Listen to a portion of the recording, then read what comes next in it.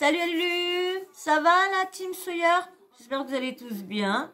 Hein, j'espère que vous aurez passé une bonne journée, une bonne matinée, une bonne nuit. Ça dépend à quel moment vous allez regarder la vidéo. J'espère que vous êtes bien installés, parce qu'on va passer un petit moment ensemble.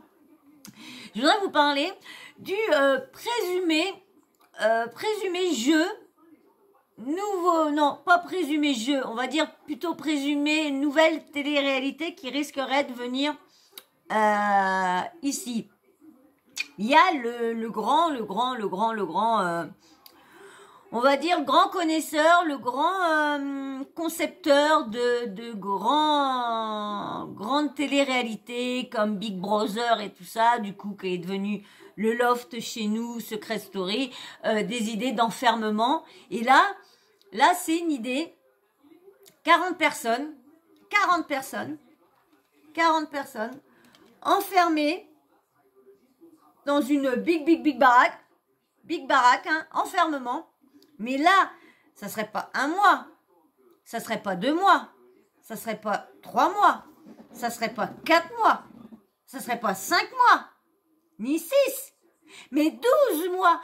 12 mois d'enfermement, sans sortir, sans téléphone, sans réseaux sociaux. Et au bout du compte, si tu dures 1 an enfermé, sans devenir fou, ni finir à l'asile, tu empoches 1 million d'euros. 1 million d'euros. Là, le projet va commencer. Là, on voit les préparations de l'endroit. Je sais plus, je crois que c'est... Je crois que ça... Je sais plus, en Angleterre ou je sais plus quoi, qui font voir... qui a le premier. Donc, ça risquerait de venir en France. Mais franchement, s'ils mettent en France, faut qu'ils essayent de mettre un truc où qu'on les voit 24/24 ou 22/22, comme il y avait avant sur TPS là, TPS je crois avant. Vous savez le câble satellite là, canal satellite là qu'on avait tout est TPS, TPS. Et ben là, on avait quand même le loft et tout ça 24h/24 presque. Hein.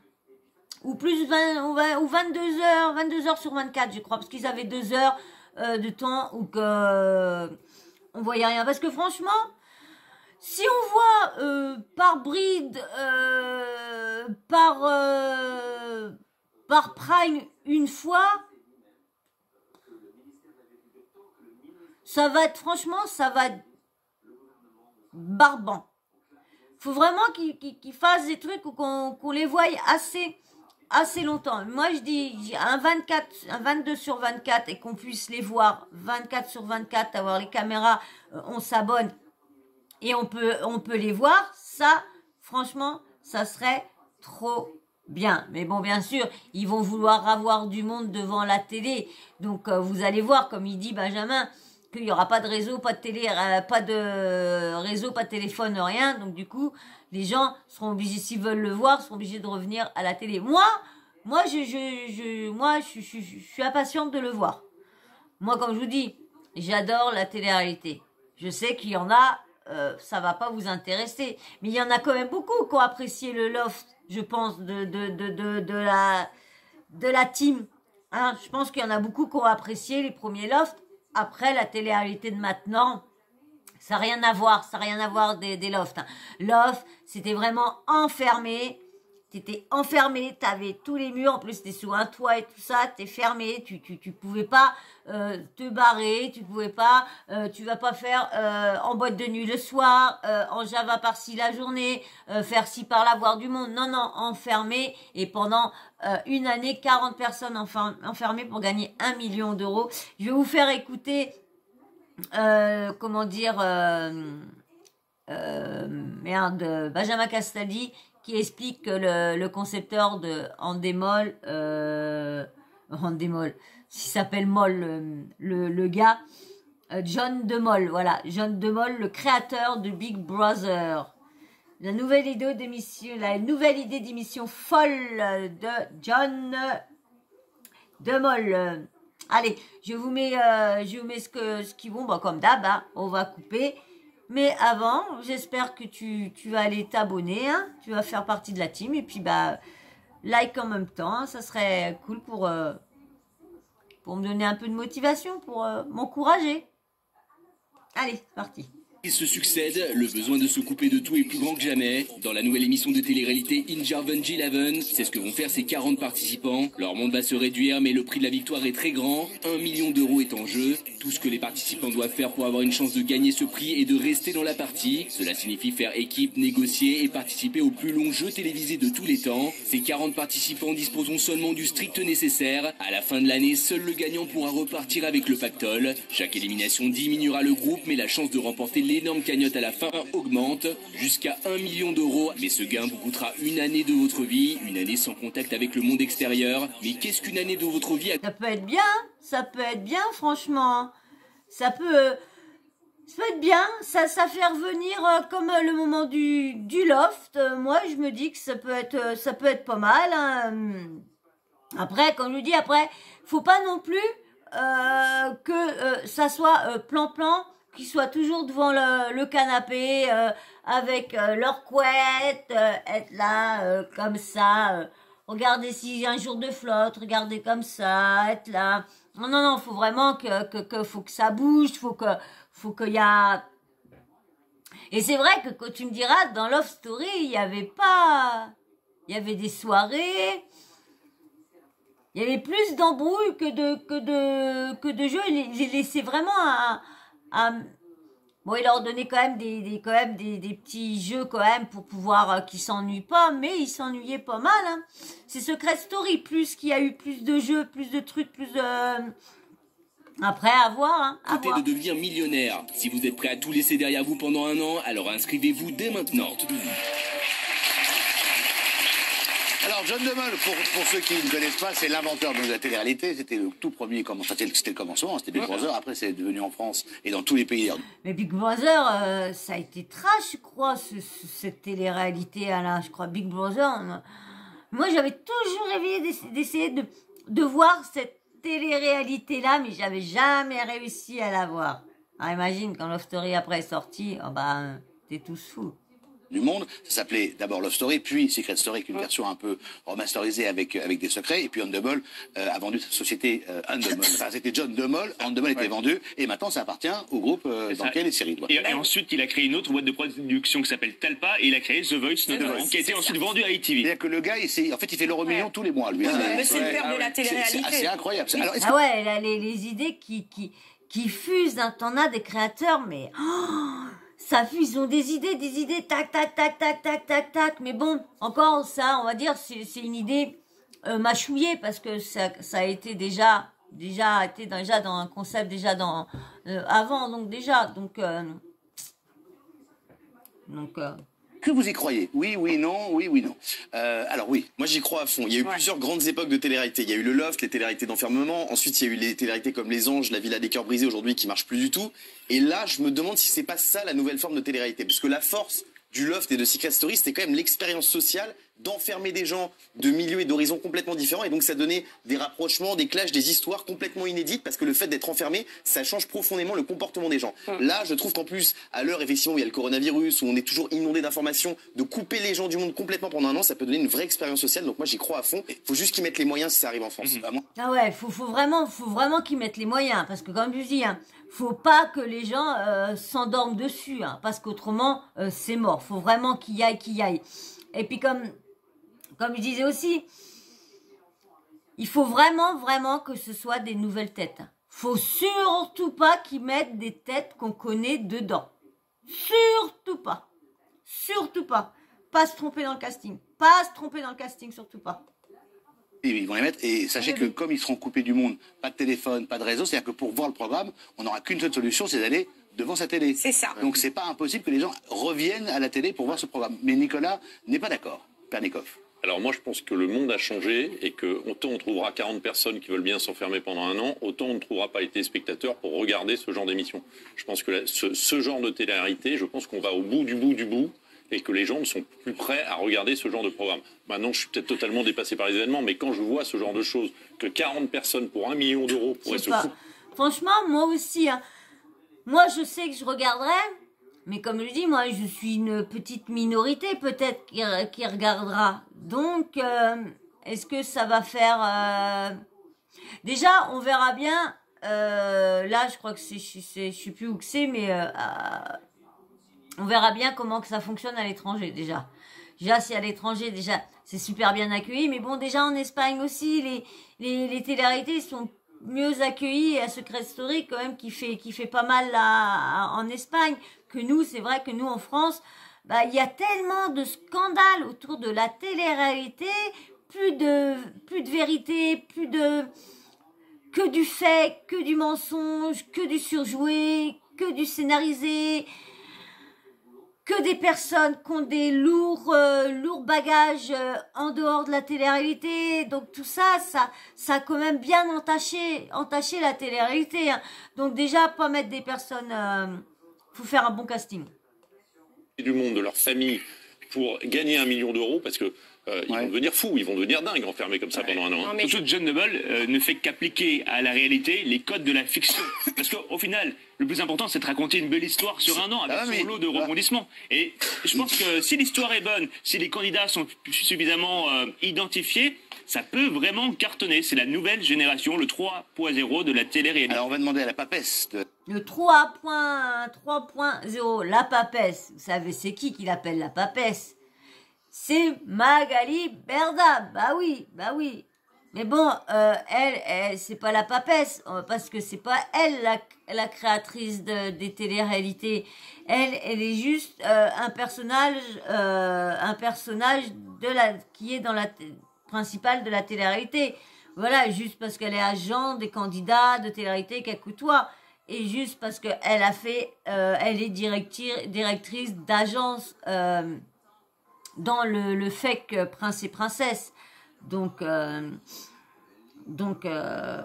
moi je dirais les papesses, c'est ceux qui ont créé la télé-réalité, ceux qui ont présenté la télé-réalité, ceux vraiment...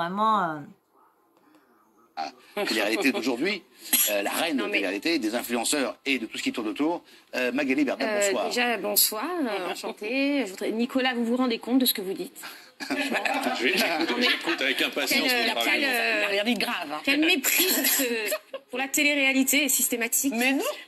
Non, moi je pense que ça va cartonner parce que arrêtez de dire que la télé-réalité ça s'arrête. C'est la télé-trash, c'est pas de la télé-réalité là. Ah non, c'est de la télé-réalité. Pour moi, c'est de la télé. Excusez-moi, alors c'est la quintessence, c'est les origines. Pour parler comme Rabelais, c'est la subscientifique moelle de la télé-réalité. N'est-ce pas? N'est-ce pas? Excusez-moi. Ah, c'est vrai. La base de la télé-réalité, à la base, c'est de l'enfermement.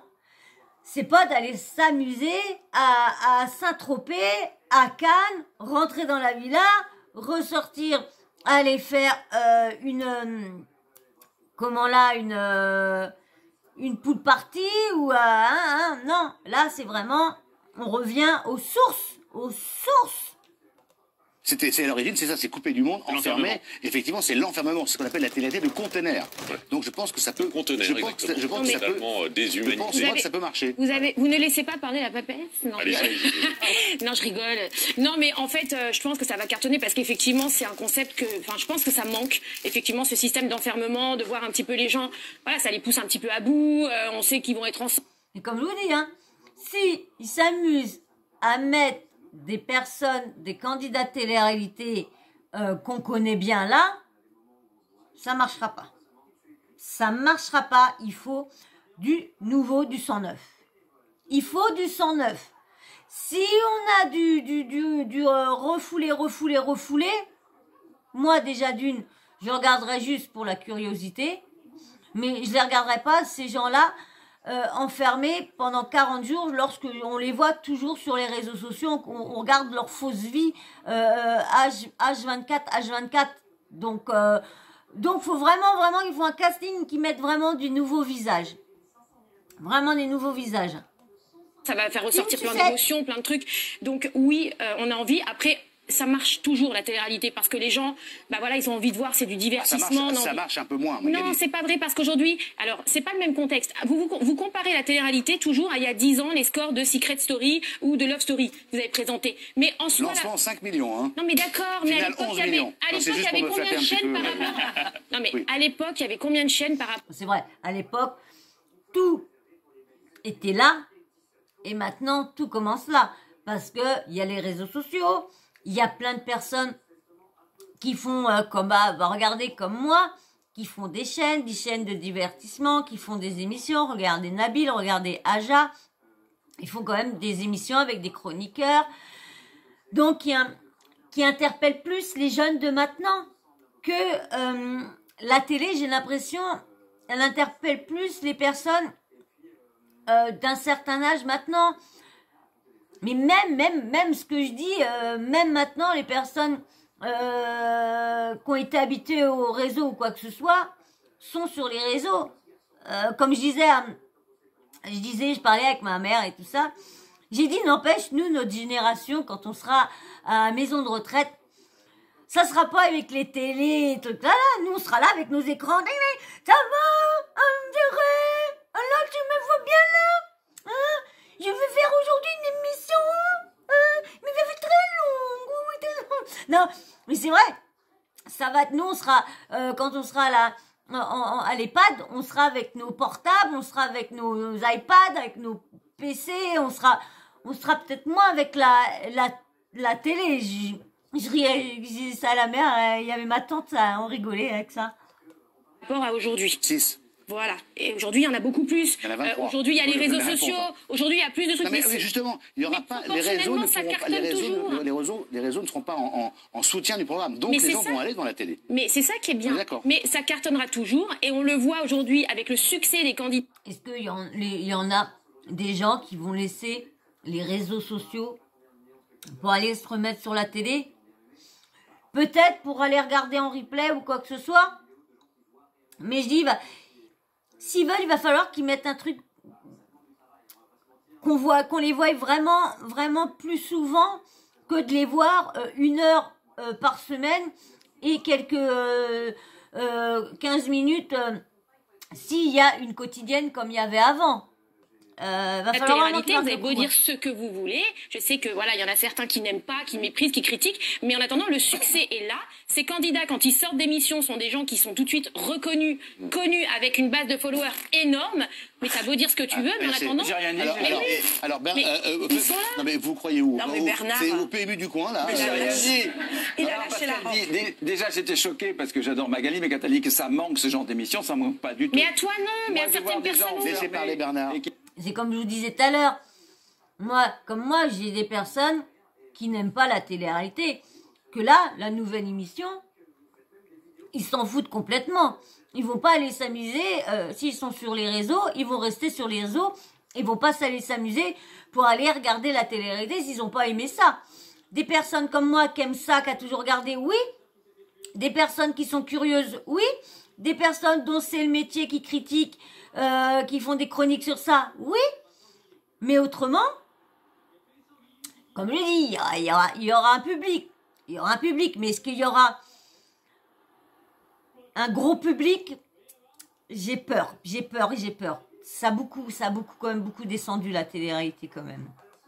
Non, rien à foutre de toute la journée. Je trouve ça dramatique et une image déplorable pour les jeunes. En plus, on dirait des rats de laboratoire. C'est épouvantable. Vous n'avez pas sorti le discours d'il y a 20 ans. Désolé. Non, mais là, vous êtes totalement... Là, vous êtes... Je te dis, il y a 20 ans, quand tu étais célèbre, riche.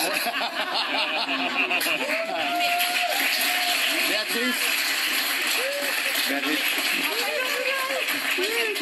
C'est surtout sur la durée que Voilà le voleur de sucette. Attention, merci mon bébé d'amour. Il n'y a que lui qui fait vraiment attention à pas tout foutre en l'air et tout ça, juste quand il saute, parce que ça c'est pas stable, c'est pour ça que ça bouge. Autrement, c'est ça qui fait très attention. Mais dès qu'il y a des sucettes, il est chiant. Je sais pas pourquoi, ça il la retire parce que quand j'ai dans la bouche, il essaye de me baiser, de m'attraper ça. Quand je lui donne, il leur fait tomber. Par contre, quand je lui donne une entière, mais je suis un peu débile. Pendant un moment, comme à chaque fois il m'attrapait des gros sucettes, excusez-moi, je fais une petite aparté. Quand il m'attrapait des grosses sucettes, et ben moi je me suis amusée à acheter des mini sucettes pour qu'ils ont 2-3 sucettes pour jouer avec. Parce qu'ils les mangent pas, hein, ils jouent avec. Mais je suis débile, hein, mais moi, pour mes bébés, je ferais n'importe quoi. Je vous dis, s'ils jouent avec un truc, un papier ou quoi que ce soit, je vais leur laisser le papier pendant je sais pas combien de temps. S'il y a un truc qui leur plaît, il y avait des bouchons de je sais pas quoi qui leur plaisait, eh ben on m'a récupéré plein de bouchons et il a son petit bouchon spécial et ouais. C'est ça hein, quand on est amoureux des bêtes. Je n'y crois pas. Je pense que les gens vont se lasser s'il n'y a rien à faire, les jeux, les choses qu'ils vont inventer pour durer pendant un an. Ça fait très longtemps qu'ils avaient un projet qui s'appelait The Gold Cage, qui était un programme pareil d'enfermement, où il fallait en fait, ils étaient enfermés, mais ils allaient en fait gagner leur vie à l'extérieur. Projet abandonné il y a quelques années, c'était TF1 qui devait le faire à l'époque, et j'étais d'ailleurs pressenti pour l'animer. Ouais. Ça C'était serait trop autour de plus l'argent, c'est ça intéressant. qui Ça gênait. s'appelait The Gold Cage. Ben voilà. Mais il y a un autre aspect qui est intéressant avec cette émission sur un an, c'est qu'on va fidéliser les téléspectateurs. Moi je me dis, les faire ressortir, non. Il faut le concept qu'ils soient enfermés. Pas à sortir gagner leur vie, pas à sortir à faire les courses, pas non. Contact qu'entre eux. Pas au contact avec l'équipe d'autour de toi, mais autrement pas de contact de l'extérieur. Faut vraiment faire une expérience sociale, vraiment. Mais comme il dit, il faut vraiment, par contre que là, il faut vraiment que ça, faut qu'ils mettent le paquet. Faut que TF1 mette le paquet. Faut vraiment qu'ils mettent des trucs. Faut pas que les gens s'endorment et faut qu'ils fassent un PUTAIN de casting. Ah ouais. Qu'est-ce qui marche aujourd'hui? C'est les jeux télé où on a les mêmes champions pendant plein de mois. C'est les séries où on a les mêmes acteurs pendant plein de mois. Et ce qui était frustrant dans Secret Story, c'est qu'on installait des personnages et au bout de 3 mois, on les retrouvait plus. Là, installer des candidats pendant un an, je pense que ça peut créer une habitude chez les téléspectateurs. C'est vrai, et moi, je suis fidéliser d'accord. l'audience. Non, mais dans les jeux télé, on peut pas comparer. Il y a quand même des questions de culture générale. Il y a quand même, il se passe quelque Mais c'est chose la différence d'intéressant. quand on s'attache C'est à ce qui va se passer. voir des gens qui s'emmerdent dans un endroit. Voilà, c'est pareil. Les candidats de télé-réalité, on les voit dans les programmes, on les voit sur les réseaux, on les voit sur encore des réseaux, on les revoit sur des tournages, on les revoit sur des réseaux. Je suis désolée, hein, tu peux les suivre pendant moins 10 ans, ces gens-là. Donc, c'est pour ça qu'il faut vraiment qu'ils mettent des personnes qui, parce qu'autrement, ça servira à rien. Les gens vont se lasser. Parce que pour un an, pour avoir envie de suivre pendant un an, il faut vraiment que ça nous donne envie d'y retourner. Non, mais il y a une production derrière. Alors ils vont mettre les faites choses- confiance à John de Mol, Ils il vont a pas s'emmerder il a un longtemps. peu d'expérience. Il est néerlandais et c'est justement pour ça qu'il lance ça aux Pays-Bas sur la chaîne N. Et les Pays-Bas, c'est 16 millions d'habitants et il considère les Pays-Bas comme le laboratoire de la télé-réalité. Et aussi, Vous avez vu? C'est aux Pays-Bas qu'ils vont lancer l'émission avec 40 personnes enfermées. Ça va être... On verra bien. Ah, c'est bête, j'ai pas la... Et bon, bah, de toute façon, je sais pas parler anglais, je sais pas parler italien, je sais pas parler espagnol, je sais parler le français, et encore, quand je me trompe pas dans la conjugaison ou quoi que ce soit, hein. Là, des fois, je la blesse, la langue française. Et pourtant, j'étais pas si mauvaise que ça avant. J'étais très bonne en français. Mais pendant une bonne dizaine d'années, j'ai pas travaillé mon cerveau, pas travaillé. Lorsqu'avant, même que j'étais chez moi, je faisais des cours par correspondance, je faisais tout pour pas que mon papa, tout ce que j'avais appris, parte. aussi actionnaire des chaînes de télé, donc c'est pour ça qu'ils peuvent investir à la fois la production et la Il y télévision. a affaire à suivre. Je vous rappelle qu'il y a 20 ans, quand il a sorti Big Brother, la chaîne était la 22e et qu'elle est passée de la 22e place à la première place. Donc affaire à suivre. C'était qui C'est un l'animateur? génie, le mec. De Secret Story? C'était De Love vous Story? Mais c'était moi. Oui, non, mais il parlait de Big Brother. Big Brother. Donc voilà. Excusez-moi. Alors j'ai vu aussi que Hanouna allait présenter une télé-réalité, mais la télé-réalité ça va se passer dans le métaverse. Vous savez qu'on entend beaucoup en ce moment le métaverse par-ci. Il y a beaucoup aussi un blogueur, Marc Blatta aussi, qui parle beaucoup de métaverse. Mais bon, tout le monde, ce qu'il fait, c'est des arnaques, donc on a du mal à croire vraiment qu'il n'y a pas une arnaque derrière. Donc moi, si un jour j'ai à faire du truc de métaverse, j'irai voir autre chose, mais pas par chez lui. Parce qu'avec toutes les rumeurs qu'il dit, j'ai pas confiance. Et comme je disais, une émission, il va présenter une émission qui va s'appeler The Secret Meta. Allez, je vais vous mettre son explication. Ce sera lui le présentateur et vous allez voir, c'est quand même hallucinant. The Secret Meta. Tu seras candidat dans le métaverse. C'est hallucinant, franchement, ce qui... En fin de compte, tu pourras rentrer dans... Tu mettras ton casque de machin. Et tu... Attendez. La 22e place à la... Attendez.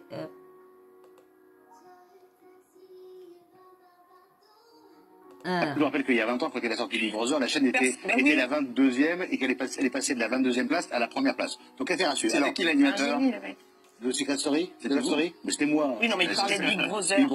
Big Brother. Alors, le scoop dont je voulais vous parler. Vous savez qu'on parle beaucoup de la métaverse. Ouais, absolument. La métaverse qui va être lancée sur Google, je crois. Oui. Figurez-vous qu'il y a un projet auquel j'ai été associé il y a très peu de temps, hier. Le métaverse, Google va sortir le métaverse. Je vais être curieuse. Parce que vous imaginez, tu pourras rentrer, si ton bureau, tu peux pas être rendu à ton bureau, bah tu pourras mettre ton casque et être présent dans ton bureau.